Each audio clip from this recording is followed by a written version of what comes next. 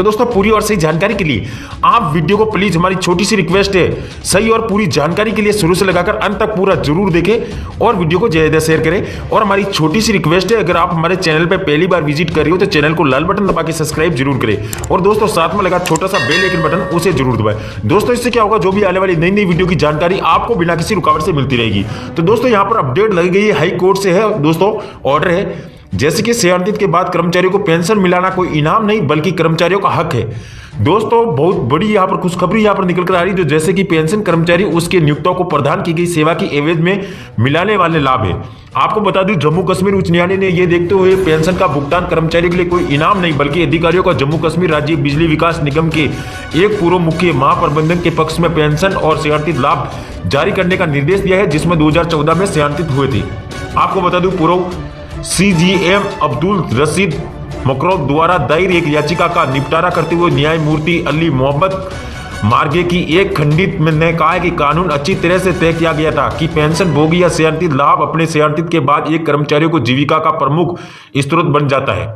Pension का भुगतान संबंधित कर्मचारी को कोई इनाम नहीं दिया जाता है बल्कि यह भुगतान कर्मचारी उसके नियुक्तों को प्रदान की गई सेवा की मान्यता के रूप में पेंशन का भुगतान है। मिली जानकारी के अनुसार अदालत ने कहा है कि सेवानिवृत्ति लाभ यह सुनिश्चित करना है कि कर्मचारी खुद को बनाए रखने की स्थिति में है या इसके बाद अलावा अदालत ने कहा है कि वास्तविक भुगतान पेंशन का भुगतान होने तक और पेंशन मामले के निपटान में देरी होने की स्थिति में दंड के आधार मौजूदा ब्याज दरों के हिसाब से पेंशन का भुगतान किया जाए। साथ ही अदालत ने कहा है कि वर्तमान बाजार दरों पर इन बकाया पर दंडात्मक ब्याज का भुगतान सेवानिवृत्ति की तारीख से 2 महीने की समाप्ति पर किया जाता है।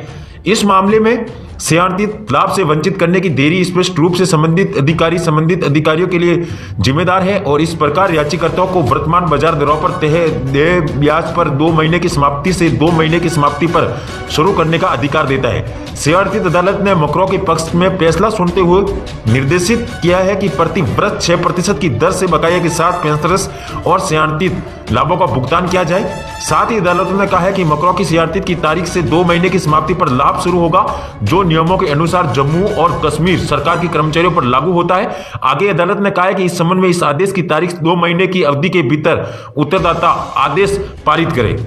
मकरों ने अपनी याचिका में कहा था कि उनके शुरुआत में 1982 में जम्मू और कश्मीर राज्य आयोग निगम में नियुक्त किए गए थे। अपने प्रदर्शन के आधार पर उन्होंने कहा है कि 1995 में उन्हें ब्यूरो ऑफ पब्लिक एंटरप्राइज में प्रतिनियुक्ति पर भेजा गया था और इसके बाद उन्हें 1997 में प्रतिनियुक्ति पर भेज दिया गया है। इसके बाद मकरों की स्थायी रूप से निगम में अवशोषित कर दिया गया है और 1 अप्रैल 2008 को मुख्य महाप्रबंधक के रूप में पदोन्नत किया गया है और उन्हें अवशोषण के बाद उन्होंने कहा है कि सरकारी कर्मचारियों के लिए लागू सभी सेवा शर्त तत्कालीन राज्य को उसके लिए लागू किया गया था और एक कोरोलरी के रूप में निगम ने याचिकाकर्ताओं के सीपी फंड के योगदान को बंद कर दिया है और निगम में लागू सरकारी नियमों के अनुसार सामान्य भविष्य निधि के लिए भी योगदान शुरू किया है। मकरों ने 2014 में सेवानिवृत्त हो गए थे। हालांकि उनकी सेवानिवृत्ति के बाद निगम सभी पोस्ट रिटायर्ड लाभों का निपटान करने में विफल रहा है।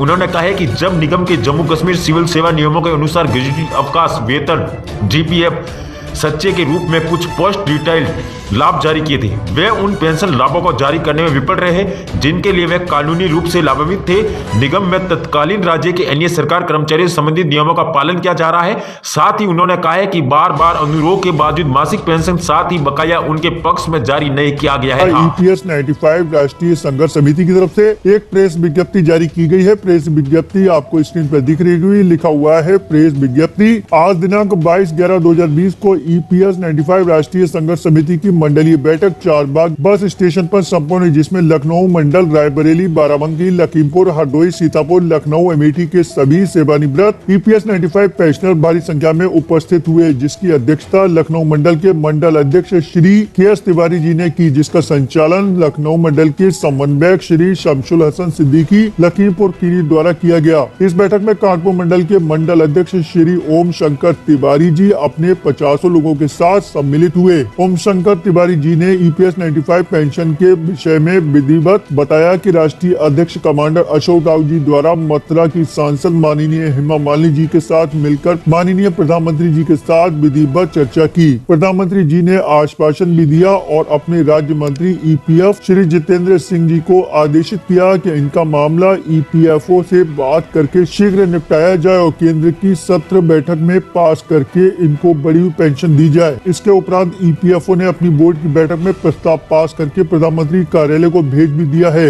इसके उपरांत संगठन के कई पदाधिकारियों ने अपना अपना वक्तव्य रखा और हजारों की संख्या में कर्मचारी उपस्थित थे। बैठक का समापन लखनऊ मंडल के मंडल अध्यक्ष श्री के.एस. तिवारी जी द्वारा किया गया और उन्होंने अपने वक्तव्य में कहा कि हजारों करोड़ रुपए कर्मचारियों का ईपीएफओ के पास है, उसी से सरकार पेंशन देना सुनिश्चित करे और मांगों पर रुपए 7,500 रुपए प्लस डीएस सहित चिकित्सा सुविधा अनुमन्य किए जाने की भी मांग की। सरकार यह निर्णय अति शीघ्र करने का आदेश पारित करे, अन्यथा पूरे देश का ईपीएफ 95 का 65 लाख पेंशनर कर्मचारी सड़कों पर उतरने के लिए बाध्य होगा, क्योंकि पेंशनर सीनियर सिटीजन है और भुखमरी के कगार पर है। इतनी कम पेंशन में गुजारा होना मुश्किल है, जिससे कर्मचारी आंदोलित हैं, जो कि एक वृहद आंदोलन का रूप लेगा, जिसका उत्तरदायित्व प्रदेश व केंद्र सरकार का होगा। अशोक बाजपेयी, मंडल सचिव लखनऊ, के.एस. तिवारी, मंडल अध्यक्ष लखनऊ। दोस्तों, लगातार इस तरह की मीटिंग हो रही है, पूरी जानकारी दी जा रही है और आपको पता ही होगा मथुरा सांसद हेमा मालिनी जी ने प्रधानमंत्री नरेंद्र मोदी से ईपीएस राष्ट्रीय संघर्ष समिति के कुछ नेतागणों को मिलवाया था, जिसमें प्रधानमंत्री नरेंद्र मोदी ने काफी बड़ा आश्वासन दिया था, लेकिन उसके बाद भी अभी तक कुछ भी नहीं हो पाया।